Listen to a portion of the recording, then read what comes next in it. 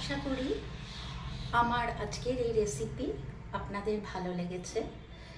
তো এই রকম যদি আপনারা আমার মতন বাড়িতে বানিয়ে নেন তাহলে আশা করি খুবই ভালো লাগবে। এই গরমে, প্রচণ্ড গরমে বাইরে থেকে এসে লু লাগার ভয় থেকে আপনারা বাঁচবেন। এই রকম যদি এক গ্লাস আমের পাতলা ঝোল খেয়ে নেন তাহলে কিন্তু ভীষণ ভালো লাগবে। তাহলে আজ এই পর্যন্ত। এরপর আমি আসছি অন্য কোনো দিন অন্য কোনো নতুন রেসিপি নিয়ে। আপনারা সবাই সুস্থ ও ভালো থাকবেন।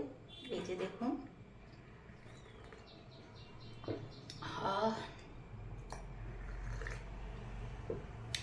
কি দারুণ লাগছে।